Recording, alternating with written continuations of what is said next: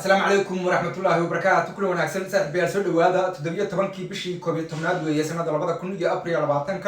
قضب حساسي ودلك جرمالكا يعني ما أنت هكذا كوجود مرينا سنة بدل ونقولنا وحيد دلك جرمالكا ما أنت كناعي أنكم بلعبوا مقالة بوخن دلك جرمالكا قبل يار ولا بيتفجر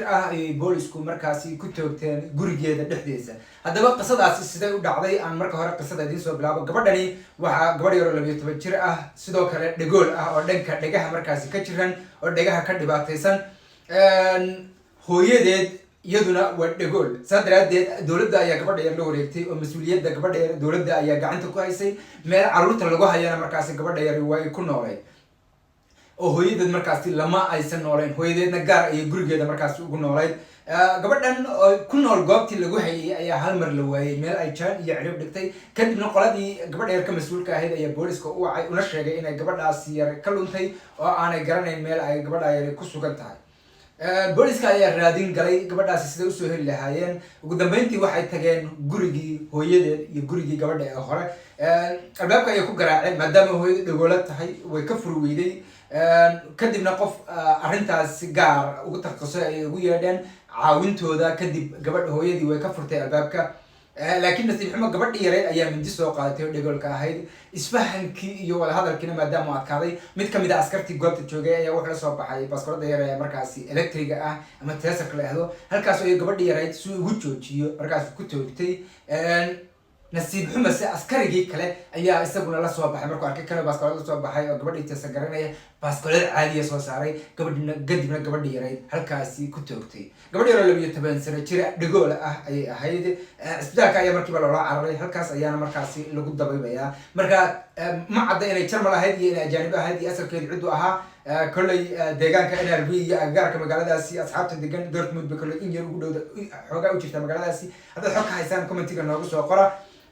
aan kasii gudubno qodobadeena kale maadaama qodobo badan oo xasaasiya maanta barnaamijkeena ku jiraan waxaan isku daynaa inaan dul cararno qodobada ugu muhiimsan magaalada Berlin habeenkii xalay ilaa shalay waxaa aad loo baahiyay warar been abuur ah kuwaasi oo sheegaya in iskuulada magaaladaasi iskuulada carruurta ay dhigato berri oo isniin ah maanta ku beegneen markaas la weerari doono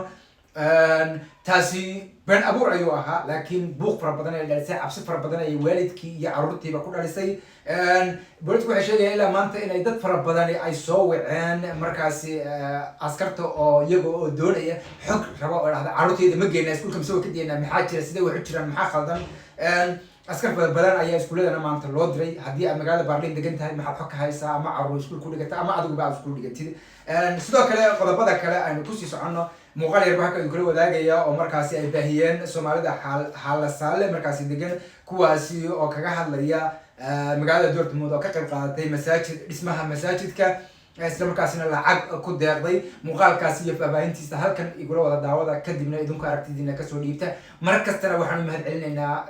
una bogaadinaynaa cid kastoo ka qayb qaadata horumarinta bulshadeena Soomaaliyeed iyo wixii ajar ku jiro waxaan leeyahay asxaabta ka qayb qaadatay masaajidka dhismihiisa maadaama xaga ajarka nooga yeelayeen fadlan soo duceeyay inuu ilaahay hawlaha inoo fududeeyo annagana naga dhigo kuwa ka qayb qaata ajar badanna markaasi raadsada waxaana la joogo maantana soo booqday oo magaalada nagu soo booqday Dortmund culumadii ka socotay oo masaajid noogu yimid marka waa soo dhaweynayna hal iyo laba maxaa leedahay shiyaadana ku soo dhaweynaa waxaan leenahay maasha Allah xaala saale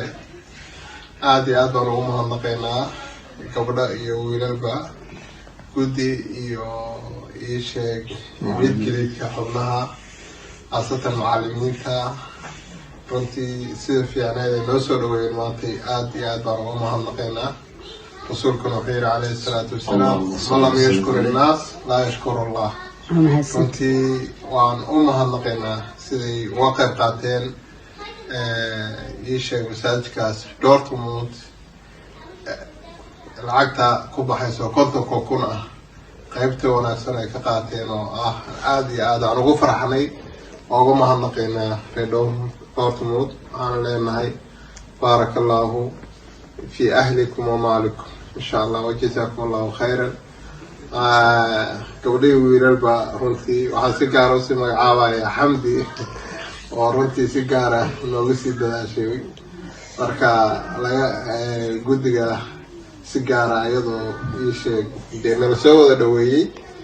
laakiin ilaahayna barakeeya dhammaantiin gabdho iyo wiilalba mahadsanid haya cabdirashiid aad iyo aad waan soo dhaweynaynaa guddiga nooga yimid magaalada Dortmund oo maanta aan kusoo dhaweynay magaaladeena Halshaala intaan in ka badan inaan sameynay ahayd laakiin alxamdulilah saasay tahayna waa ka qayb qaadanay waana soo dhaweynaynaa waa mahadsantiin dhammaantiin xaaji hal iyo labo انت مدن مرتدي نوتي weli qodobo xasaasi ah inoo soo socda markaasi maadaama qodobada soo gaagaabinayo waxaan doonayaa inaan aad ku badin waxaan doonayaa inaan halkan ka yara faa'iidaysto baafin wiil cabdiraxmaan muuse maxamuud ahdo wiilka sawirkiisa idiin muuqdo markii ugu wardambeysay ehelkiisa isagoo degan magaalada Lyon dhahdo ee dalka Faransiiska waxaa raadinaya ehelkiisa iyo qoyskiisa fadlan haddii aad aragtid sawirkiisana garanaysa nambarada sawirka hoostiisa ku qoran la xidhiidh oo ehelkiisa arrintaasi kala qayb qaada sida ay wiilkoodaas u heli lahaayeen inta badan asxaabta Jarmalka la raadin jiray laakiin reer Faransana waa nagu soo biireen kusoo dhawaada wax wanaagsan maaha in la israadiyo laakiin eheladiina fadlan la xidhiidha teleefanada iska bedeshan u sheega khaasatan hooyooyinka iyo aabayaasha iyo walaalada u sheega inaad halkan marka xaaladdu marayso yaan la idin raadin wax wanaagsan maaha xitaa haddaad isbitaal ku jirtaan qofka ugu dhawaad garanaysaan ku dheh xaafadeeda la xidhiidh u sheeg updatesi ka wardoon laakiin in sanad ama 2 sano ama 3 sano lagu waayo wax wanaagsan maaha waa tahay toddobaadkan soo socda dhamaadka bishan waxay ku beegan tahay Black Friday asxaab fara badan baa og intiina aan ogeyn marka halkan in yar aan bal isla falanqeyno waa maxay Black Friday waa maalin markaas loogu talagalay maadaama ciidii dadka Kristanka ahi ay soo dhowdahay oo December ay soo dhowdahay Christmas soo dhow yahay dadku aad ay u adeegtaan hadiyada ay isu diraan sida inaga ciideena lafteena aynu Ramadaanka markay sii dhamaanayso aynu bacdayaasha ku yaacno oo aan dharka u soo iibsano saasoo kale ay u adeegtaan marka hore wuxuu ka bilowday in suuqeen laga sameeyo oo dukaamada alaabooyinka dadku ay iibsadaan suuqana aad loogu soo fasaxo laakiin hadda waxay noqotay wax joogta ah markasta Christmaska ka hor ayaa dadka loo qiimo dhimis loogu sameeyaa alaabta ay iibsanayaan si ay alaab fara badan u iibsadaan sanadihii hore way fiicnayd 50% 70% baa la soo jebin jiray wax kasta raqiis baa laga soo dhigi jiray laakiin sanadihii u dambeeyay waxaa moodaa in isbedel fara badan dhacay waxa la sheegayay inaan xaaladdu sidii hore ahayn marka number 1 waa jimcaha 18 bisha maalinta jimcaha 18 bisha November ay ku beegan tahay Black Friday laakiin isbuuca soo socda dhamaadka isbuucan ilaa isbuuca kale bilowgiisa ilaa iyo maalinta jimcaha ilaa iyo 19 bisha ilaa 30 bisha intaas waxaad arkaysaa dukaamo fara badan oo kala horeynaya qiimo dhimis sameynaya maalinta jimcaha laakiin waa maalinta loo qoondeeyay oo marka hore halka maalin bay ahaan jirtay imka way rabalaariyeen dhanka online ko kale iyadana waa ku arkaysaa inay SMS ku soo direen Black Friday soo dhowdahay warbaahintu aad uga hadlaysaa si kastay ahaato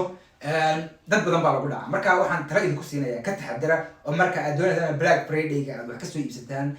marka hore sii hubiya shayga aad iibsanaysaan qiimihiisu intuu ku joogaa hadda kadibna meel ku sii qorta kadibna haddii qiimaha la soo jebiyo kaliya soo iibsada haddii aan la soo jebin faraha ka qaado fadlan soo iibsada sababtoo ah waa la isku dhaca waxaa jira mararka qaarkood shay 100 euro ah ayaa inta kalarkii laga bedelo la oranayaa 50% ayaa la soo jebiyey 100 euro lagu soo qoray isla qiimihiis bay laga siinaya laakiin waxaad aaminsan tahay in la soo jebiyey hadhow marka Black Friday ku dhamaata ayaa arkaysaa shayga aad 100% laga soo jebiyey asla 200 euro ayuu ahaa 100 euro ayaa kasoo siisatay il baa soo heshay no adiga marka lagu dhacay oo suuqiiba 100 wali ku yaala marka ka taxadar nidaamkan lagu shaqeeyana waxa ugu talagalay in suuqa meherad alaabta aad looga saaro oo qofkii isla hal shay soo iibso ilaa 20 30 shay soo iibso qofkii isla 100 euro ku soo iibso 500 600 euro markaas uu la qarash ku qarar kareeyo waxaan sheegay sanadkii hore qof kasta qiimaha celceliska 260 euro ayay lagu iibsaday sanadkii 2024 waxa laga wadaa marka la isku dardaro dhamaantii dadka qaar kun euro wax ku iibsadeen qaar 100 wax ku iibsadeen laakiin isku celcelis 100 200 300 euro ku dhawaad ayay qofkiiba wax ku iibsaday marka adigu Black Friday ma ka adeegata hadda ka adeegatina maalintii kugu xumeeyo Black Friday aad tagtay isla markaasna ashay ka soo iibsatay shaygan aad ka qomamaysid commentiga nagu soo qor saaxiib barnaamijkani maanta intaas ku soo afbeerayna waa 18 bisha iyo bari aynu isla eegi doonaa wixii falanqeyna marba wixii update cusubna markasta TikTok-ga Master Baqaya ayaa idinku soo shubaa oo aad ka heli karaysaan sidii islaantii dilka lagu xukumay maanta Bangladesh madaxweynaheedii oo kale markasta wixii update halkaas idin soo galaa Instagram-kayga iyo Facebook-kayga la socda halkan history-gana marba wixii cusub ayaa history-ga idinku soo tuuraa YouTube laftiisa habeen wanaagsan bye bye mac salaama